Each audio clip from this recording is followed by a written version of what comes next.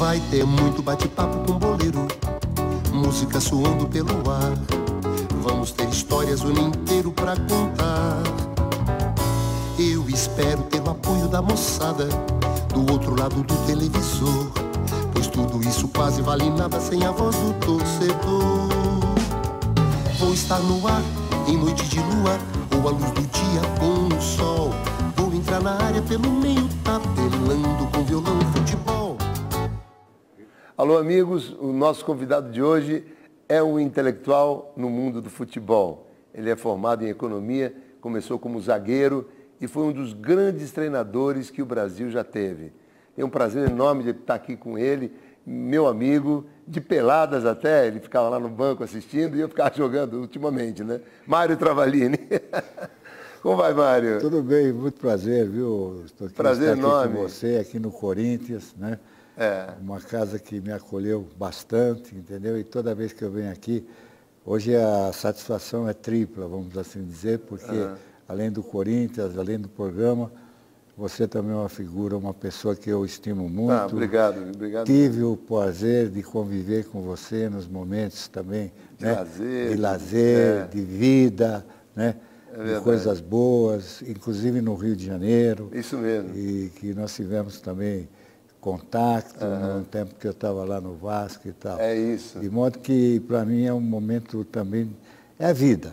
Aqui nós vamos falar aqui... É de vida mesmo. É vida e telespectador, com todo o respeito, com toda a consideração, a gente vai desfilar ou vai falar aquilo que realmente a gente fez e passou, e aconteceu.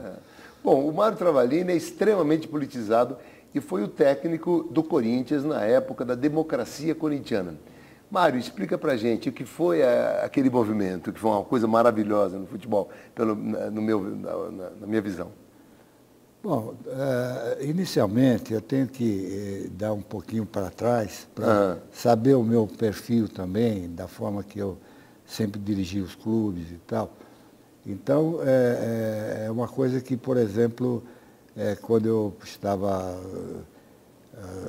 iniciando uma carreira, né, de futebol, eu jamais ia prever que um dia eu estaria numa democracia dentro do futebol. E numa época de ditadura, né? De ditadura. Mas como eu já tinha em mim a questão de ser um treinador mais assim, paizão, usando mais o que você falou, que Deus também me deu a questão psicológica, no trato das pessoas e tal. E eu, nos clubes todos que eu passei, sinceramente, eu agia dessa forma. E ouvia o jogador, conversava com o jogador, nunca assim tive um problema com o jogador, porque eu fazia com que ele entender a profissão dele, o que ele era, o que naquela época talvez não estava tão enraizado como está hoje, como uma profissão hoje, né, consagrada. Mais protegida, né? Mais protegida, com mais valores e tal. Então eu me preocupava muito com a atuação do jogador, porque ele é um artista. Eu sempre considerei. E poucas vezes, ou eles mesmos, às vezes não sabem que eles são, dentro do campo, praticando como uma música sua, como uma arte, improvisação. E eu lutava também muito pela improvisação, quer dizer, porque o jogador brasileiro ele é fértil, né, na improvisação. Uma jogada, ele vira um jogo, enfim, poucos, né, no mundo tem essa qualidade. Então, a democracia, no fundo, ela veio já do meu antepassado, porque eu tinha até, em clubes, cheguei até a ter caixinha. O que era caixinha? Naquela época tinha a questão das multas, vamos assim dizer, né? Você tinha que multar o jogador porque não veio, é porque ele não pesou, é porque isso, porque aquilo. E eu, para oficializar, era uma espécie de caixinha. E como, naquela época, o dinheiro, vamos assim dizer, a nossa moeda, ela tinha uma inflação vertiginosa, grande, né? Você recebia, por exemplo, às 11 horas da manhã, se você não aplicasse, se fizesse qualquer coisa, até 2 horas da tarde, você já estava perdendo Uma inflação uma inflação monstruosa. monstra de 70%. É verdade, chegou a 80% no mês. Né? Então, mas eu estou contando essas passagens, que é bom, porque também fez parte da nossa vida. Então, deixa eu ver se eu entendi. Quer dizer, a democracia corintiana aconteceu, claro, por causa de jogadores que estavam lá, que também eram intelectualizados, e de certa forma, você trouxe na tua bagagem um comportamento democrático. Exatamente. Né? Quer dizer, isso que foi, essa junção. Essa junção. Agora, e como é que era lidar com esses egos? Que todos, não só da democracia, todos os clubes lidam com jogadores e têm egos inflados, pessoas que são artistas, como você disse, né? Como é lidar com essa pessoa e até que ponto você deixava a improvisação suprir a tua ordem tática? Até que ponto essa liberalidade funcionava? Não, ela funcionava porque inicialmente chegou até a ser uma cumplicidade, entendeu?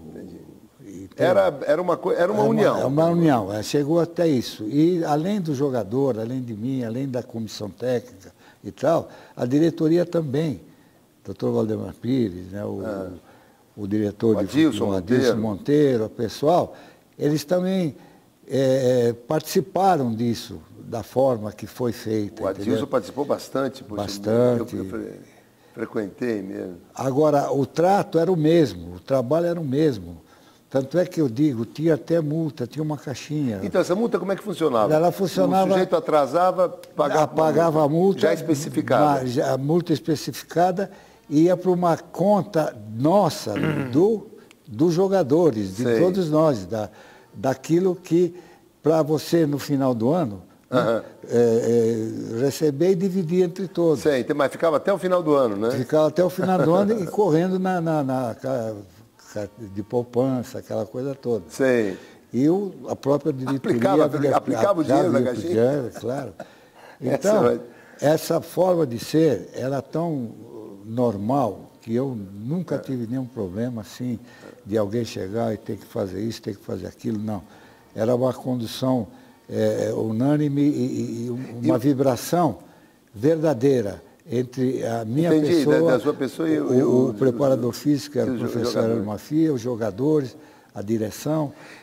Então, quem não tinha uma vida organizada, profissional assim, ele sofria um pouco nesse esquema? Não, ele não é que ele sofria, ele se juntava exatamente pela facilidade.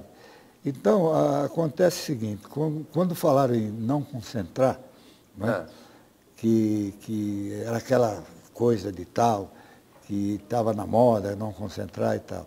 Aí fizemos, evidentemente, um pacto assim de concentrar e não concentrar. Então, liberávamos os casados, porque o casado estava em casa, tinha filho, evidentemente tinha esposa, aquela coisa toda. Isso foi unânime, quer dizer, foi todo mundo decidiu.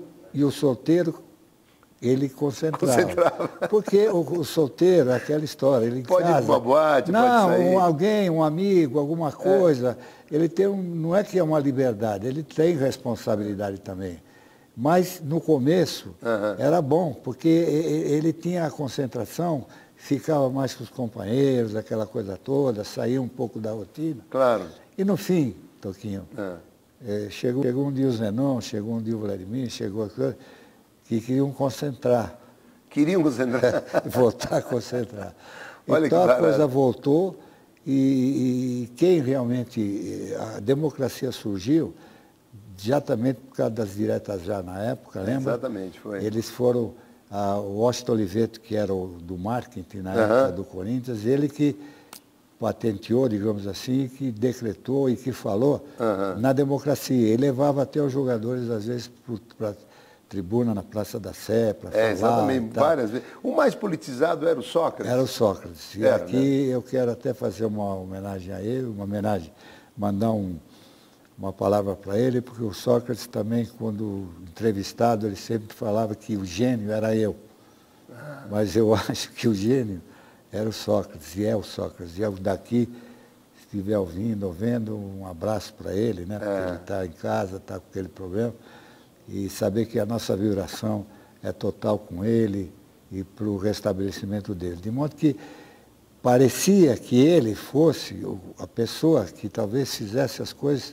Nada disso, era o mais reto, era o mais... E vou ser sincero, um dos grandes jogadores que eu dirigi na minha vida, eu dirigi grandes jogadores, Claro. foi o Sócrates, por causa da inteligência dele. Era impressionante. Era impressionante. O improviso dele também. O deslocamento, ele estava sempre livre. Sempre livre e tal. Tinha uma rapidez de raciocínio, ele já Rápida, passava de primeira, o calcanhar dele funcionava. Isso. Ele me falou um dia que ele tinha o pé pequeno, né? Pequeno. Como ele era muito alto, ele não podia se virar muito assim, que ele perdia o equilíbrio. Então ele começou a usar o calcanhar. O calcanhar. E ele também era muito disciplinado, porque às vezes o adversário, principalmente contra equipes menores e tal, tinha alguém que ia marcá-lo, não é? E como eu nunca joguei, sinceramente, com os brucutus, desculpa a expressão, não é desmerecer, não. É um aquele estilo, jogador mais truculento, forte, mais truculento. Eu tive sempre, em clubes que eu dirigi, esse jogador como um jogador de técnica aprimorada. Tanto é que no Corinthians era o Paulinho. O Paulinho veio do Náutico, lá de Pernambuco. Ele era goleador, ele era meia, fazia gol. Como eu tinha Sócrates, depois eu lancei o Casagrande, tinha Zenon. Era um timaço, hein? Eu pus ele de volante. E ele se tornou um grande volante. É mesmo? Era goleador e tal. Então você vê, quando jogava assim contra times menores e tal, que colavam no Sócrates, por exemplo, ele já sabia, a gente já conversava antes tal. Ele Sócrates vinha de volante. Entendi. O Zenon partia como segundo atacante e o Paulinho ia um pouco mais no meio, para junto com o Birubiru, entendeu? Ele evidentemente tomou conta daquilo ali. E o Sócrates não precisava nem falar, ele já automaticamente ele fazia. Porque lá de trás ele não estava sendo marcado, aí onde ele jogava mais. E a escalação? Na hora da escalação ninguém se metia? Não, isso era tudo eu. Tudo você? Tudo. E claro, as reuniões, o jogador estando em forma, não tendo problema, preparação física, todos fazíamos reuniões e tal, mas a escalação nunca deixou de ser, não foi prioridade de ninguém, e essa história às vezes que falam que fazia isso, aquilo, para pôr o fulano, Beltrano. Não, isso eles sempre me respeitaram, foi uma coisa que aconteceu.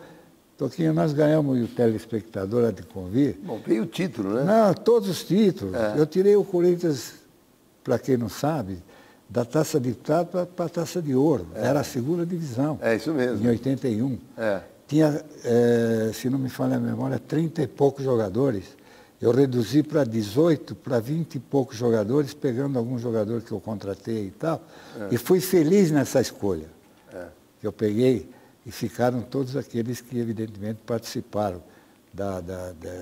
das vitórias, disso e daquilo e aquilo outro. De modo que a democracia ela ficou estabelecida no momento que era a democracia, mas que eu, democraticamente, né, já tinha esse comportamento, porque eu acho que o jogador, ele não pode entrar dentro do campo, ele já tem a pressão da imprensa, ele tem a pressão da torcida, ele tem a pressão do dirigente. É claro. Nós, o treinador e a comissão técnica, aqueles que estão em volta deles, que estão participando, temos que fazer com que eles entrem democraticamente, com a cabeça, para essa questão do improviso. Mas essa consciência é muito difícil quem tem, né? Então isso é... E não é difícil você conseguir isso. Claro. Pelo menos eu conseguia. E outra, esse desenvolvimento dele é importante, porque eu considero o jogador assim, quer ver? Nos treinamentos, durante o dia, durante a noite, enfim, durante as coisas e tal, ele era um operário, ele tinha uma carteira de trabalho. No campo, ele era um artista. É isso mesmo. Entendeu? Era o palco. Era o palco dele. O Mário, nós temos 4 blocos, nós vamos continuar esse papinho já no próximo bloco, que tem o horário, já estão me cobrando aqui. Nós estamos encerrando esse daqui a pouquinho de volta e continuando essa conversa com o Mário. Até já. Vou entrar na área pelo meio, apelando com violão e futebol. Vou entrar na área pelo meio, apelando com violão e futebol. E para você que chegou agora, o programa de hoje recebe o grande técnico Mário Travalini. E o Mário sempre foi um grande estrategista do futebol. Mário, para você, qual é o melhor esquema que existe? Tem um esquema? Ou depende de cada jogo? Não. Eu vou ser sincero, e foi bom você tocar. Há 34, 35 anos, né? Eu jogava no 4-4-2. Sim. Era o tal e famigerado, desculpa a expressão, que puxava um ponta, né? Ou era pela esquerda ou pela direita, para formar o 4-4-2. Não é verdade? Dois atacantes. E hoje, esse esquema está aí, todo mundo joga no 4-4-2. E no 3-5-2, que é mais... hoje caiu um pouco, né? É mais 4-4-2. Então, naquela época, em todos os clubes que eu passei, eu usava o 4-4-2. E sempre fui feliz, entendeu? Porque ele dava a chance de jogar, entendeu? E de defender. De uma forma até homogênea, porque você via e voltava, numa meia pressão. Né? Mas os pontas tinham que voltar, né? Não, os dois. Tinha um ponta voltava para formar os quatro, e dois na frente. Eu vou dizer, por exemplo, o 4-4-2 no Corinthians, né? Por exemplo, era o Zé Maria, né? O Mauro, o Daniel Gonzalez, o Vladimir. Não é isso? No meio... No meio era Birubiru, no começo era o Eduardo que voltava, o Birubiru, e ficava mais na frente o Sócrates e o Casagrande. E depois veio o Ataliba. Aí o Sócrates voltava um pouco. Voltava um pouco. Então era 4-4-2, Ataliba e Casagrande na frente. Que o Ataliba também, diga-se de passagem, tive uma vez aqui com ele num programa, ele era também maravilhoso, ele fazia aquilo que precisava, para abrir os espaços para os outros entrarem. Então, 4-4-2... Agora, me diga uma coisa, você mandava marcar o volante? Como é que era esse tipo de marcação tua? Você, pelo menos eu soube que você... O volante é o homem principal do time adversário? Naquela época era. Eu vou te explicar por quê. Porque, como eu estudei economia, eu tinha professores e tal, e me formei quando eu estava no Palmeiras, mas um dia... Você se formou jogador ainda? Me formei jogando futebol. Jogando futebol? Você foi um dos raros que fez faculdade? Raros, mas na época tinha o Gerson, que era advogado, o Manuelito era advogado também, e outros o Minelli, que se formou também em economia. Então, eu fiz uma pesquisa, por exemplo, orientada pelo meu professor, né? Então ele falou, você fica na frente da televisão com um papel e fica marcando, né, o jogador que mais pega na bola. Então, pegou na bola, você fecha os olhos, abre os olhos, você vai vendo e vai marcando. Olha que paciência. Meu Deus, quer dizer, uma coisa matemática. Matemática, não tinha computador naquele tempo, eu tinha que... E da estatística. Tinha, aquele tempo que aquela foto, né, que saía, você botar numa esteira ali para mostrar a jogada e tal e coisa. Então eu tive que... Aí eu fiz um jogo do Santos, né? Com um time que também jogava. Eu fiquei mais no Santos. E o jogador que mais pegou na bola não foi o Pelé, não foi o Coutinho, não foi... Foi o Zito, que era o volante. Entende? E toda aquela época para cá, e não tinha, era mais esse pessoal, que nem eu pus o Paulinho, no Palmeiras eu tinha o Dudu, lá no Fluminense, né? Tinha o Carlos Alberto Pintinho, que era um jogador também maravilhoso, no Vasco o Alcir, que era também técnico, jogador técnico, não tinha o tal do Brucutu. O Pelé, que depois trouxe, o primeiro que marcava era o Brucutu, quer dizer, desculpa a expressão, era o volante de marcação. E um zagueiro ficava na sobra. De modo que todo time tinha um volante que armava o jogo, entende? Então eu marcava sempre alguém em cima dele que atrapalhava ele, porque a coisa diminuía bastante. Ô Mário, você jogou com o Pelé, não no mesmo time, mas jogou contra o Pelé, né? Contra ele. E como é que era jogar contra ele? Não, era muito como difícil. foi? Não, era difícil. Porque eu, quando estive no Palmeiras... Mas chegou a marcá-lo ou não? Marcava. É? Sobrava para mim, zagueiro. O Pelé é inquestionável. Eu joguei, e vou ser sincero, quando estava no Nacional Atlético Clube, um clube pequeno, um clube menor, né? E com limitações, né? E sempre tomávamos gol, aquela coisa toda, mas nunca vi o Pelé, assim, desfazer ou querer, por exemplo, passar uma bola no meio das pernas do jogador, essa coisa toda, né? Mas ele, para mim, é ao contrário. O ímã, ele puxa, né? Não é verdade? É verdade. Ele era o contrário, ele tinha um ímã que empurrava, ou seja, você quase não chegava nele. Por quê? É o jeito dele jogar, dele dominar a bola. Ele se protegia muito. Ele se protegia bastante e protegia fazia a bola, jogadas da bola. Você vê que todos os gols que você vê dele aí, por enquanto, é difícil você ver alguém chegando junto. É verdade. Tanto é que ele se machucou pouquíssimo. Pouquíssimas vezes. Teve uma distensão na virilha, assim. Exatamente, mais coisa daí. Então ele tinha, por exemplo, quando você subia para cabecear a bola, ele tinha uma impulsão tão forte, na tua frente ele subia mais que você. Que coisa, né? E quando você pensava que ia cabecear, era o peito, as costas dele que você estava chegando. Ele estava matando a bola no peito. Que coisa. E descia com a bola, e quando você chegava depois, ele já tinha dado um toque na bola. Entendi. E eu vou contar uma jogada também, o telespectador deve gostar, e vocês. Claro. Eu jogando contra o Santos na Vila Belmiro, o Doval era também um ponto de referência, porque o Picho era o meu quarto zagueiro, era eu e o Picho que estava para marcar ele que entrava, e tinha o Coutinho também. Era um inferno. E na época era o Pagão também, que era mais ainda, né? Então era uma tristeza. O Pagão jogou muito. Demais. Foi o único jogador que eu ouvi o Pelé falar, na época, que ele tinha aprendido qualquer coisa.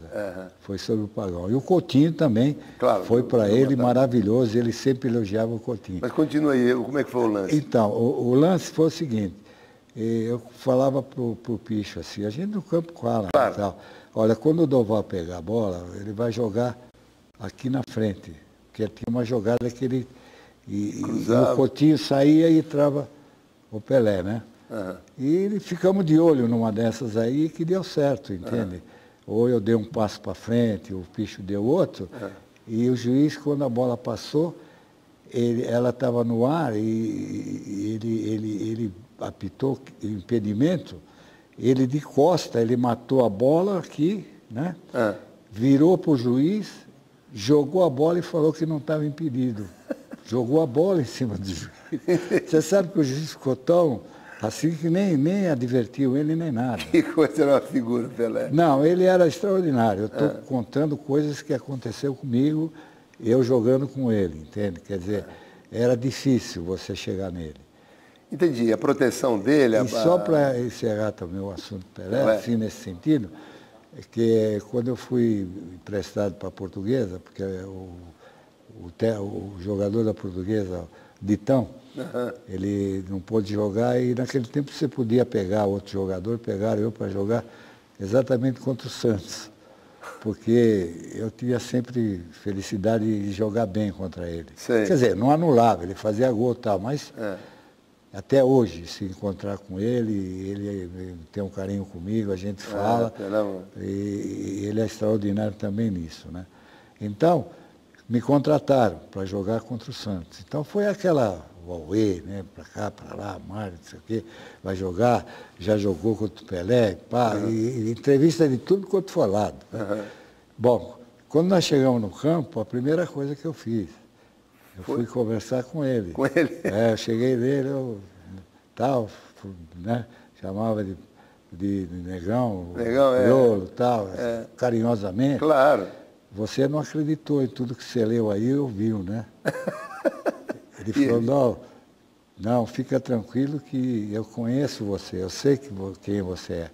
Joga teu jogo, eu jogo o meu, não se preocupa com isso. Olha que barato, né? Que bacana. Mas ele... Então eu tive umas passagens com ele, assim também, né? E, claro, nós perdemos o jogo, ele fez gol, aquela coisa toda. E teve uma bola lá que eu disse que eu digo. Ele tinha um imã, não sei o que era. Ele chegou na cara do Félix, que era o goleiro, ele ameaçou para um lado, ele foi para um outro. De repente, quando levantou, ameaçou para o outro, ele foi para o outro. Na terceira vez ele fez o gol e ninguém chegava nele. Ninguém chegava nele. É incrível. E também os espaços eram maiores. Não, eram maiores e o futebol também era bem diferente. Eles tinham mais espaço para poder... E não tinha essa força, não tinha essa velocidade, era mais a técnica, entendeu? Era mais a característica. Olha, eu queria só salientar uma coisa, até fazer uma queixa aqui. Essa seleção brasileira atual me comove menos, né? Bem menos. E eu vejo, logo que o Brasil faz 1 ou 2 gols, os meninos começaram a brincar, fazer passar o pé e olhar de um lado e dar uma passe para o outro, menosprezando o adversário. Estou falando de Ronaldinho Gaúcho, estou falando de Neymar, são grandes nomes. Eu não via isso nos grandes nomes brasileiros. Não, nunca vi o Sócrates fazer isso, nunca vi o Pelé fazer isso, nunca vi o Gerson fazer isso, nunca vi Clodoaldo, Ademir da Guia, todo mundo jogava futebol. Essa garotada aí, cheio de dinheiro no banco, faz isso. Eu fico muito chateado quando vejo qualquer vantagemzinha que o Brasil tem, começar a fazer aquelas coisinhas, aquelas brincadeirinhas, como menosprezando o adversário. Olha, os grandes jogadores que foram maiores que vocês não fizeram isso. Então, dá uma maneirada, né? Eu acho que essa seleção brasileira tem esse aspecto, esse jogador de hoje tem isso que é muito ruim. Eu não sei de onde vem, se é do lado milionário das coisas, né? Que eles acham que se sentem super homens e super poderosos, né? Eu não sei de onde veio, mas naquela época eu não tinha isso, não. Não tinha. Não tinha porque a questão também era bem simples, né? A qualidade do jogador, que eu citei, que nem eu falei do Ademir também, de outros jogadores também maravilhosos que o Brasil teve, era a técnica, né? Mais técnica, mais a característica do jogador, mais a improvisação, que nós falamos sobre isso também. Quer dizer, então o respeito, talvez, né, era um pouco maior também. É o respeito à própria profissão, né? A própria profissão, Bom, Mário, agora temos que interromper mais esse bloco, temos que fazer uns 3 programas, viu? E vou cantar uma canção para você e para os telespectadores. Boa, uma canção, muito obrigado. Vocês vão curtir, uma história ligada ao meu grande mestre Paulinho Nogueira. Vamos lá.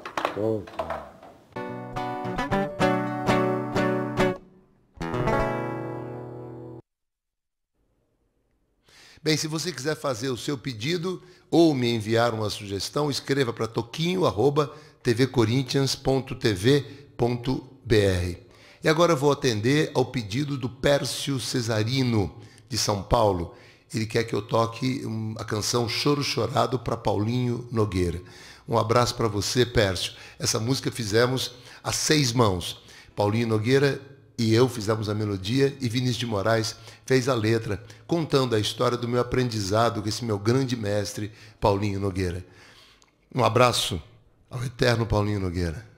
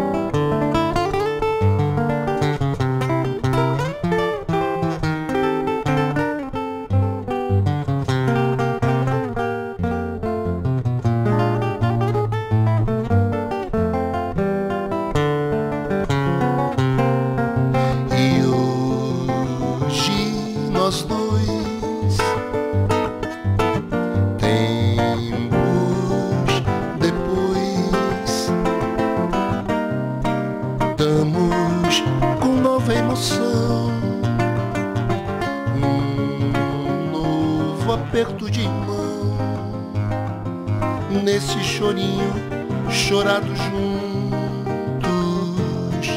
e que tomara renascem muitos, pois a maior alegria é chorar de parceria num chorinho que é só coração,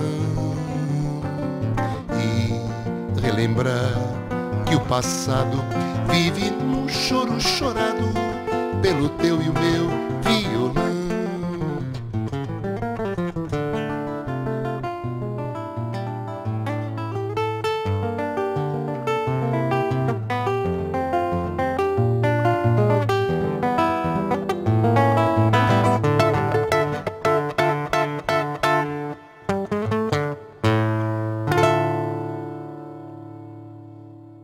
Vou entrar na área pelo meio, tabelando com violão e futebol.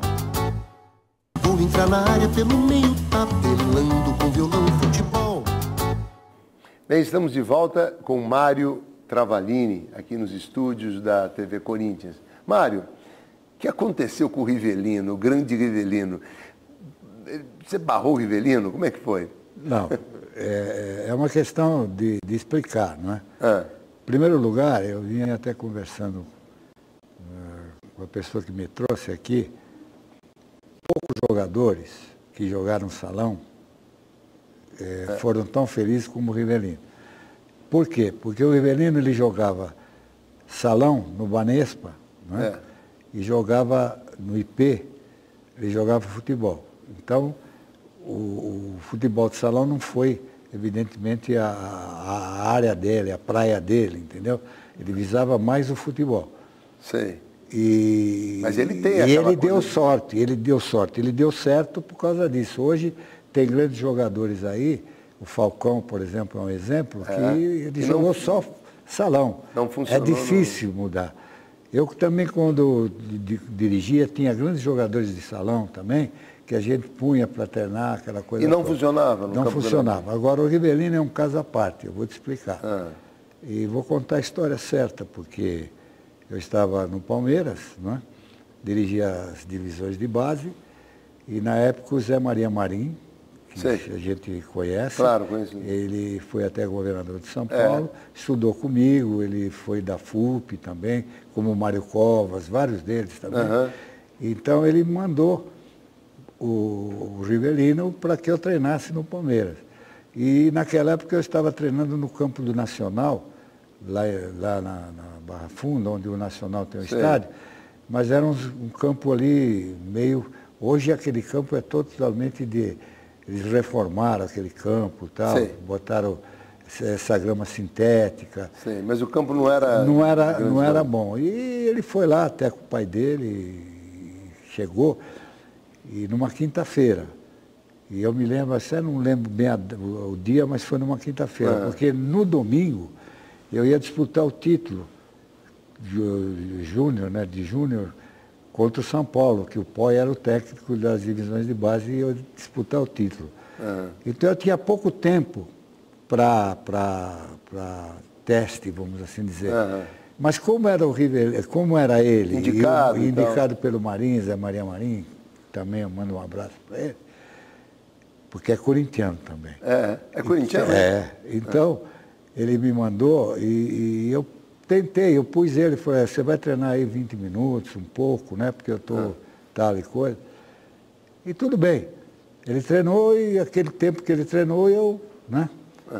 Falei, bom, depois deixa terminar o campeonato, eu vou marcar, você vai voltar e vai treinar e nós vamos ver. Bom, para encurtar a conversa, nós disputamos o título até... Vou dizer, o São Paulo ganhou o título, ganhou de 1-0. Eu tinha um time bastante forte também, mas perdeu. Aí veio a questão do Rivelino, né? Que eu tinha que ver onde ele estava, tal, porque isso não parou. Nós continuamos treinando. E o dia que eu mandei ele voltar, ele não voltou. Entendi. E como o Palmeiras, na época, tinha uma quadra, onde é hoje o Palmeiras, lá ele tinha uma quadra de futebol, de basquete fora, e jogava salão lá, ele veio jogar futebol de salão com o Banespa contra o Palmeiras. Uhum. E eu soube e deixei bem claro para o meu assistente administrativo, Oscar Paulino, que era o que tomava conta das inscrições, Sei. enfim, da gerência e tal, e do Rui, ficar lá até 10 horas da noite, porque eu ia ver o Rivelino jogar e, evidentemente, levar ele para já escrever, aquela coisa toda. Aí o que aconteceu? Terminou o jogo, eu fui lá no vestiário, né? E conversei com o árbitro, ele me autorizou, eu fui lá, conversei com ele, que estava tudo pronto lá para ele assinar. Ele vai lembrar disso. Uhum. Mas acontece que por não ter, talvez não estava o pai dele, alguma coisa, ele deixou para uma outra oportunidade. Né? Tá. Que eu, evidentemente, iria marcar com ele e tal. Mas, de repente, ele sumiu. Ele não veio. Né? Uhum. E com o tempo, ele apareceu no Corinthians. Entendi.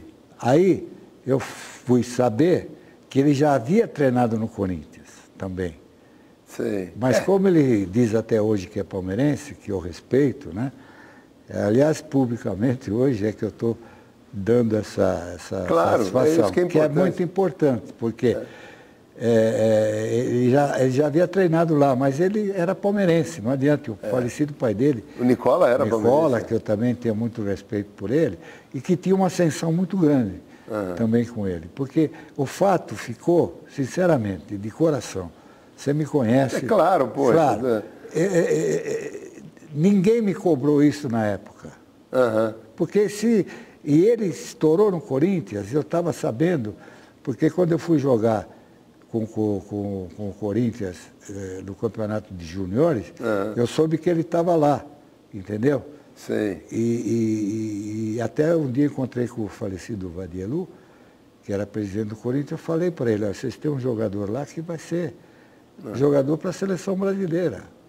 E eles trataram o Rivelino dessa forma e ele acabou sendo. Mas depois você esteve com ele no Fluminense, né? Não, aí é que está.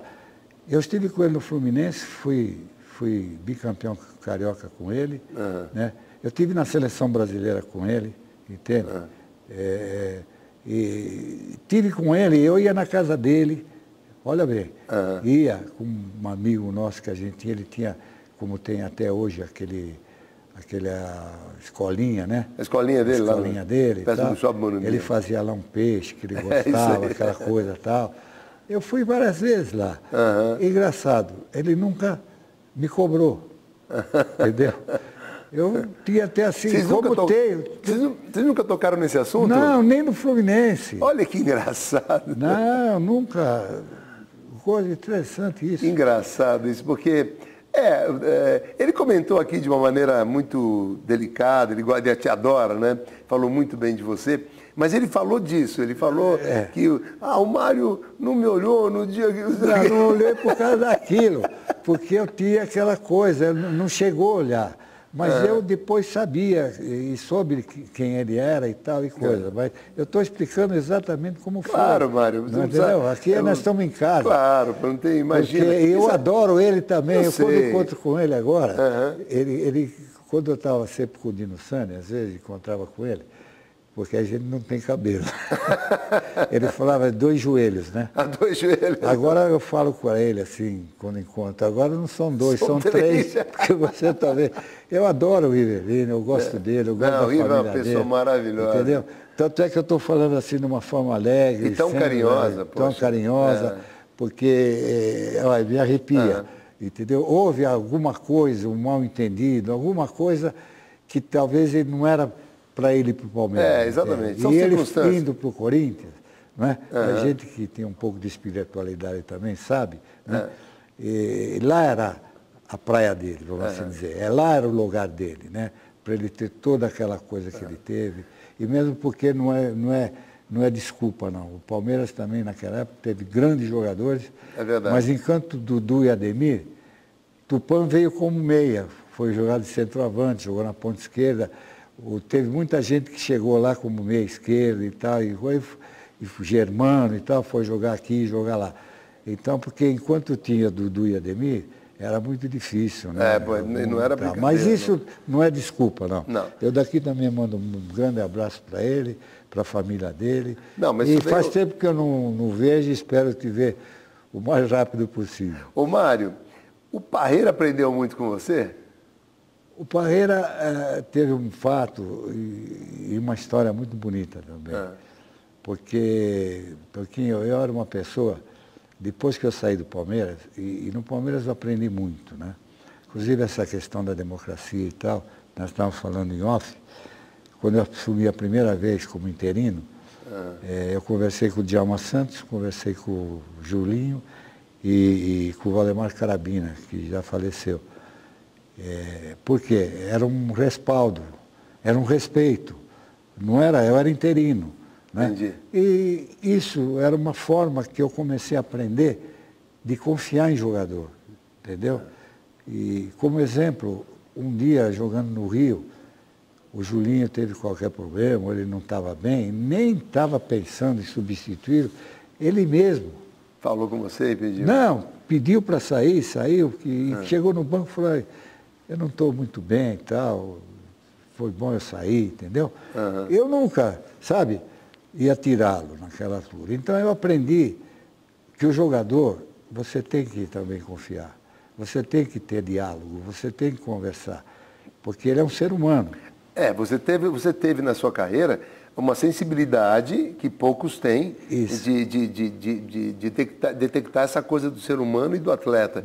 E de conviver com isso de uma forma harmoniosa. Isso é muito difícil, Mário. Muito difícil. E você vê, o próprio Rivelino, na seleção, ele teve um problema, e naquele tempo só tinha aquele que foi o centroavante que era do Atlético Mineiro, né? Ele teve um problema no joelho, foi um aparelho para lá, mas o Rivelino tinha outra coisa. O Reinaldo, né? O Reinaldo, Eu ia buscar uma bicicleta, alguma coisa, para ele movimentar o joelho, o dele era o contrário, né?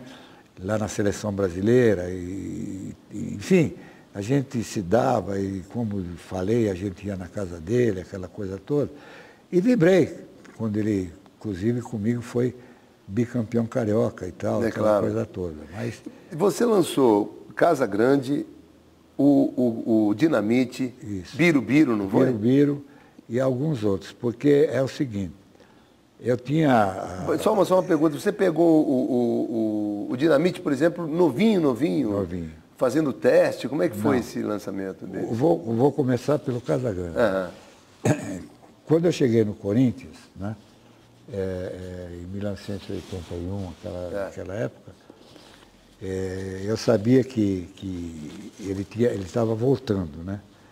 Ele jogava lá em Minas, né? O Casa Grande. O Casa Grande. Ele foi o vice-artilheiro, o segundo artilheiro do Campeonato Mineiro, cujo artilheiro foi o Dirceu Lopes, e ele foi o segundo. Entendeu? Aí eu tinha dois amigos na imprensa, até hoje, que eu tenho, que tinham comprado, ido para uma rádio lá, liguei e falei sobre ele e tal, e eles me deram as maiores referências, inclusive com idade de 18 anos, 19 anos, podia isso, aquilo outro, mas não.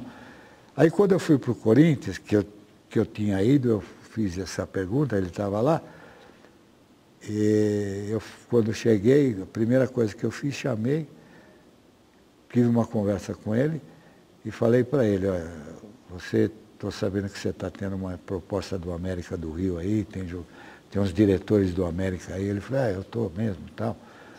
E talvez eu vou para o América. Eu falei, não, talvez não, você não vai. Por quê? Porque você vai ficar aqui. E vou tentar aproveitar você. E já soube que você teve aí uma vez e tal e coisa, e você parece que se assustou, essa coisa toda. Mas comigo você vai e vou te aproveitar. Agora, isso não é um compromisso. Vai depender de você. Entendeu? E você vai e tal, e eu tenho certeza que você vai jogar. Aí, passado um tempo, né? Isso já no Corinthians? Já no Corinthians. Ele não foi, ele foi lá, despediu e tal. Aí, passado um tempo, O centroavante do Corinthians, que era o Mário, um jogador que jogou no Palmeiras, também estava fora, entendeu? Ele veio do exterior, ele teve um problema no joelho, eu falei, pô, esse é o momento. É o momento. Foi um time de Brasília, o CEUB, parece, um time de lá. Não era o CEUB, era um outro time, mas era daquela região. Bom, para encurtar a conversa, ele fez, foi 4-1, ele fez os 4 gols. Os 4 gols da estreia? Da estreia. Casão é danado. Aí aquela história da psicologia, do trato. Claro. Eu cheguei para o Mário e falei, Mário, não vou poder tirar o garoto agora. Né? Bom, vamos fazer o seguinte. Agora, só do Dinamite. O Dinamite tinha, porque eu aprendi com o Freitas Solis, um treinador que foi do Freitas Solis, puxa, eu me lembro Paraguaio, tá? Dirigiu até o Real Madrid, o Barcelona. Ele veio parar no Palmeiras e ele gostava muito das divisões de base. E ele, como era das divisões de base, ele ia ver treino e tal, mas ele ia sempre no juvenil, no júnior. Não ia no júnior, no juvenil, que é um ano a menos. É um ano a menos, Eu perguntei um dia para ele, por quê? Ele falou, não, porque aí é a árvore que está começando a nascer. Quando ele chegar lá, a árvore já está um pouco mais alta. Ele usou esse termo. E é mesmo, ele molda como ele quer, né? Aí você pode moldar, entende? E o Casagrande também tinha essa idade, né? E o Dinamite, ele tinha mais 2 ou 3 anos de juniores. Ainda para jogar? Ainda para jogar. E eu fui assistir um jogo de decisão do campeonato que ele estava jogando, né, os juniores, contra o Flamengo. E aí? E o Flamengo, eu fui ver o jogo, vi ele jogar, aquela coisa toda. E o Vasco perdeu até o jogo, o Zico jogava no Flamengo, ganhou de 1-0, e foi o Zico que fez o gol. Bom, aí eu, durante a semana, fui lá, conversei com o pessoal lá da divisão de base e tal, puxei ele pro profissional, aí ele e eu lancei com Tostão, né? Tinha um timão o Vasco, né? Poxa. Naquela época, o Alcir, enfim, tinha um time, né, respeitado. E ele tinha que idade nessa época? Uns 18 anos. 18, para dizer. Ele tinha mais 1 ou 2 anos para jogar no juvenil. Bom, nós temos que encerrar o bloco, que o pessoal está me pedindo aí. Daqui a pouco a gente já volta aí com o Mário Travalini. Até já. Vou entrar na área pelo meio, tapelando com violão e futebol. Vou entrar na área pelo meio, tapelando com violão e futebol. E voltamos com a última parte do nosso programa, que recebe o grande Mário Travalini. E o Mário até hoje colabora com a organização do nosso futebol. Ele foi presidente do Sindicato dos Treinadores de Futebol do Estado de São Paulo. Mário, que tipo de trabalho você tem desenvolvido nessa área? Não, a área do treinador de futebol é uma questão mais de proteção, enfim, de união, entendeu? Mas, lamentavelmente, é uma coisa que eu tenho que falar, o treinador de futebol, como jornalista, essas coisas, eles têm pouco tempo, vamos assim dizer, porque a carreira é muito treino de manhã, treino de tarde, à noite é jogo, e vai e vem e tal.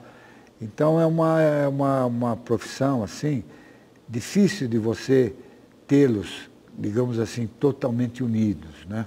Sim. Porque se você faz um evento, alguma coisa de manhã, aquele pessoal que treina tal não vai poder comparecer. Se você fizer à tarde, é a mesma coisa. Se fizer à noite, o outro vai ter jogo. Então é uma classe que a gente tem que respeitar por isso também, porque trabalha muito, claro. E é difícil você fazer, pactar, fazer com que eles se unam, né?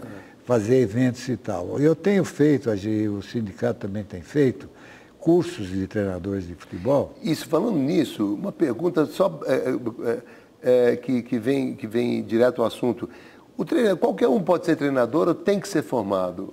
Qual é a sua opinião sobre isso, já que nós estamos falando sobre treinadores e formação de treinadores? Não, a lei do treinador de futebol, que eu também participei, quando o sindicato foi fundado também, eu participei, fui também presidente do sindicato dos treinadores na fundação e tal, que o ministro Almir Pazianotto, a gente cita porque ele nos ajudou bastante, na reconhecimento da classe, Então, no artigo 1º, digamos assim, da Lei 8.650, 8.850, diz que para ser treinador de futebol, preferencialmente, aquele que tem o diploma de educação física ou aquele que tenha jogado no mínimo 6 meses ou trabalhado 6 meses comprovadamente, no mínimo, num clube de futebol. Agora, colocando esse assunto, sem perder o foco, nós começamos a falar do Parreira, o Parreira que você lançou não foi jogador de futebol, né? Ele não, o Parreira, houve uma questão comigo muito também, até hoje a gente se respeita, essa semana mesmo eu liguei para ele, converso com ele, ele me chama de Dom Mário e eu retribuo, né?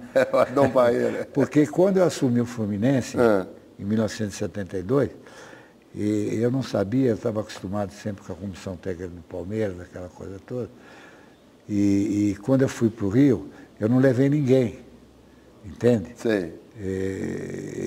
Então, quando me perguntaram, você está fazendo um contrato de risco, 3 meses, né? Porque vai ter uma eleição. Se a eleição, a oposição ganhar, você tá fora. A coisa foi assim. Sim. Se ganhar, você continua. E aí perguntaram, você vai trazer alguém e tal, nesse tempo e tal? Eu falei, não vou trazer ninguém. Eu vou querer conhecer a comissão técnica, né? O Emílio Peçanha eu já conheço, que é o gerente, e tinha um outro que estava na seleção brasileira também, que agora eu não lembro o nome, que era o administrativo, né? E quando eu dei conta que eu fui perceber, nada mais, nada menos, o Parreira era preparador físico, estava começando a carreira dele, entendeu? Então eu conservei o Parreira, os médicos, enfim, todos comigo.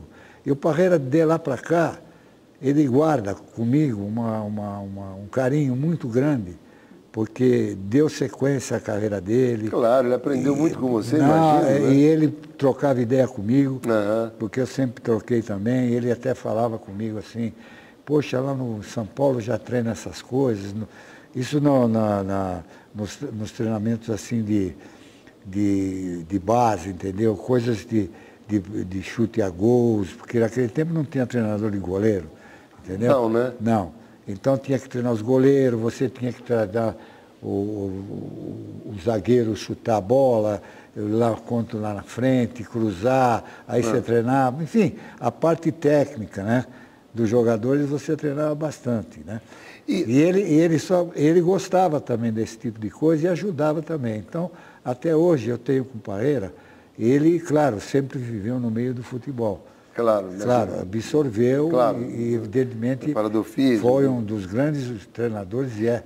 Agora, você vê diferença no treinador que foi jogador, que é um ex-jogador de futebol, e um que é só teórico, como é o caso do Parreira, do Mourinho. Você sente diferença nisso ou não? Não, você a diferença ou é muito importante ter sido jogador de futebol? O jogador de futebol, ele leva uma grande vantagem. Quem foi, né? Um ex-jogador. Agora, você vê, é uma tese também, que eu vou pôr aqui, que é minha, pode estar errado. Você vê que grandes craques, entendeu? Foram poucos que foram treinadores de futebol. É verdade, e bons, né? Não é difícil, é verdade. Você vê, eu, por exemplo, não fui um grande, mas eu fui o quê? Um zagueiro, o próprio Filipão. O Filipão, jogou também. Falou que ele era grosso. E outros mais, né? O próprio Minelli, enfim. Tem uma porção deles aí que também não foram grandes jogadores. O Mano era muito ruim? Como é que era? O Mano também não era um grande jogador, aquela coisa toda, entende? Agora, que ele leva uma certa vantagem, leva, porque ele sentiu. Eu costumo dizer o seguinte, que o que jogou bola, aquele tapete verde, ele tem um magnetismo forte, ele aprende tudo ali. Com a bola, entendeu? Ele é capaz de compreender o jogador chegar embaixo do gol e está fora. Entendeu o que eu quero dizer? Claro. Ou aquele que o torcedor não sabe, às vezes não vai compreender. Mas ele não chutou fora porque ele não quis. Alguma coisa. Mexeu na bola, mexeu na coisa. Tem lance que você não acredita então, que um jogador profissional perde. O campo, ele dá, evidentemente, não que os outros, que nem você citou 2, né?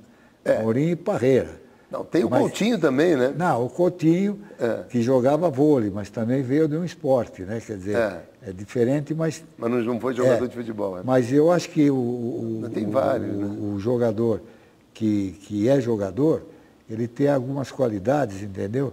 De conhecimento do campo, da jogada, das reações, do jogo, entendeu? Agora é engraçado, você citou treinadores, os bons treinadores, pelo menos o que eu estou lembrando agora, foram defensores. Defensores. É engraçado isso.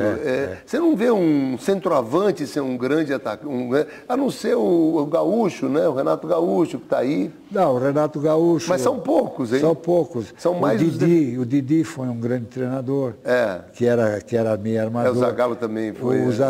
Mas o Zagallo também não era um grande jogador. Exatamente. Entendeu? O Zagallo era o quarto homem. Jogava pro time. Não era um cracaço. Não assim. Querendo tirar a qualidade dele. Aqui nós estamos conversando numa coisa que é real, entende? Então o Zagallo foi, evidentemente, um jogador privilegiado, porque ele não chegou a ser.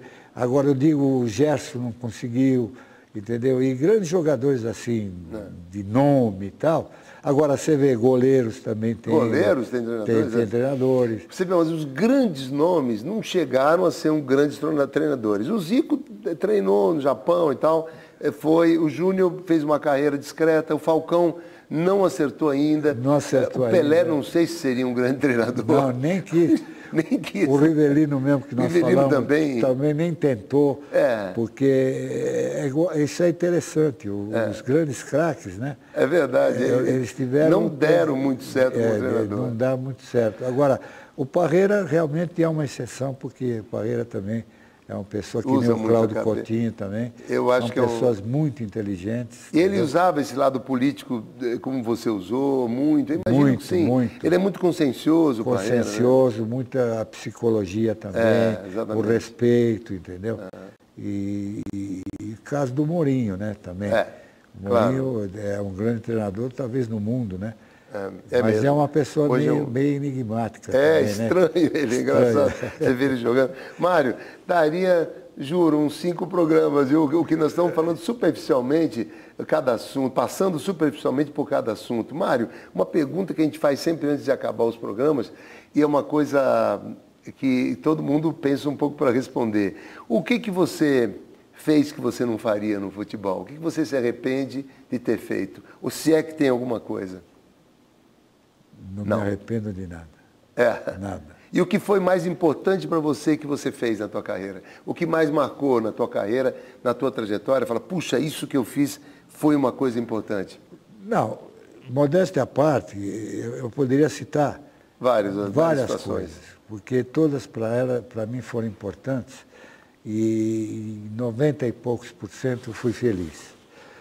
Para não dizer que eu não tenho assim alguma coisa que diz que eu não faria, vamos assim dizer, eu acreditei muito quando houve essa virada do futebol brasileiro, da Lei Pelé, né? E eu acreditei muito na gerência, né, do futebol, entende? Sei. Tanto é que eu era já formado economista, eu fui fazer um curso na GV, né? Que fazia um curso só para gerentes de futebol, dados por economistas, pessoas do ramo e tal. E coisa. Demorou, não foi um curso assim que nem a gente faz, por exemplo, no sindicato, que é uma semana para isso, para aquilo. Mais consistente. Mais consistente, de vários meses e tal. E todos que estavam lá, com exceção minha, que não era gerente de futebol, veio gente de Pernambuco, veio gente enfim, de todo quanto foi lugar, e eu fiz esse curso também acreditando, né? E como eu tive uma gerência muito grande, fiz muito no Palmeiras também, eu fui gerente, fui administrador do clube também, todinho, né? E no Corinthians eu também aqui, fui gerente de futebol, fui campeão e tal. Agradeço de público o nome de uma sala lá da gerência de futebol, no centro de treinamento, que está lá o meu nome, né? Que o nosso querido presidente André Chance, né, colocou. Então, eu pensei que eu tivesse mais, como se vê, eu ia ser muito mais explorado nisso, entende? E eu fui no Palmeiras, depois fui para o Corinthians, e aí não sei por que razão, ou porque eu quis, ou por que aconteceu, eu acabei parando, e talvez nesse aspecto que eu parei um pouco mais cedo. Agora, esse esquema de diretoria e tudo para mudar essa cúpula que vem de tantos anos num sistema, não é fácil, Mário. Não. Então, a Lei Pelé é uma lei muito útil, tudo, mas para o clube virar empresa mesmo de verdade, precisa mudar muita coisa nesse ranço do futebol brasileiro. Bom, aí entra aquela história que, de repente, eu falei que não tinha, mas tem. Porque a Lei Pelé dizia clara e cristalinamente bem.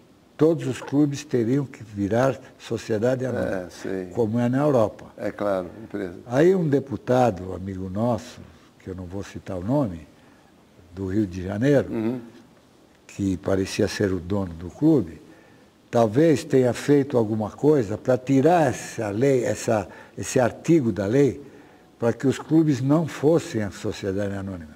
Entendi, deu um escape. Quebrar galho, né? Então, ficou praticamente a mesma coisa, só que o clube não é uma sociedade anônima, entendeu? Não é uma empresa para gerir o patrimônio, principalmente o patrimônio que é intocável, que é o jogador de futebol, tem que ter uma empresa, né? E eles atuam como se fossem assim, amadores, vamos assim dizer. Entendi. Não existe a empresa comandando, como é na Europa. Mas eu acho que o caminho brasileiro deve ser para isso mesmo, né? Não, eu acredito que deva ser e torço para que isso aconteça. Ô Mário, nós estamos chegando no final do programa e você vai sair com 2 presentinhos aqui, que nós damos com o maior carinho. Um é um disco meu com a orquestra jazz sinfônica. Onde é que está a câmera aqui? É um disco que tem grandes sucessos. É um prazer muito grande dar para você um pedacinho da minha vida aí. Outra é um relógio maravilhoso da Suunto, que coopera com o nosso programa. Está aqui, Mário, para você. Muito obrigado, viu? Que coisa bonita. Curtir com muita saúde aí. Muito obrigado, e eu só lamento, viu? A gente não teve tempo de falarmos um pouco mais das nossas vidas, né? Das nossas amizades, inclusive no Rio, aquela coisa toda. Mas isso está na nossa vibração, na nossa alma, no nosso coração. Na nossa memória. Na nossa memória. E foi um prazer muito grande estar aqui com você. Obrigado, Mário. Duplo, triplo, por estar também no Corinthians. Que bom. E tantos amigos que a gente tem aqui. Então, olha, e o torcedor do Corinthians, só para mim também dizer para eles que eu estou feliz, né? E faço parte também. Puxa, se faz. Dentro dessa coletividade enorme que é o Corinthians, porque é o único clube que é dito que não é a torcida do Corinthians, o Corinthians é que é da torcida. É da torcida, exatamente. E você viveu isso, né? É isso mesmo. Olha, gente, sabe o prazer que foi, e está sendo, de estar aqui com o Mário Travalini, que é uma pessoa que eu admiro demais, o lado profissional, tudo que nós comentamos aqui. Eu tive o prazer de conhecê-lo mais intimamente. É um prazer enorme ter estado com você aqui. Espero que as pessoas também, os corintianos que estão assistindo o programa, tenham recordações maravilhosas de você, principalmente pelo teu lado harmonioso, como você levou o futebol e misturou sua vida com ele. Muito obrigado pela presença, Mário, de verdade. Muito obrigado. Esperamos qualquer hora jogar pelo menos um joguinho de sinuca. Tchau, querido. Abração. Até o próximo programa. Um abraço pela atenção de vocês. Obrigado. Foi ótimo. Você sabe que eu falar mais, mas não dá tempo. Eu falo ficar até meia-noite.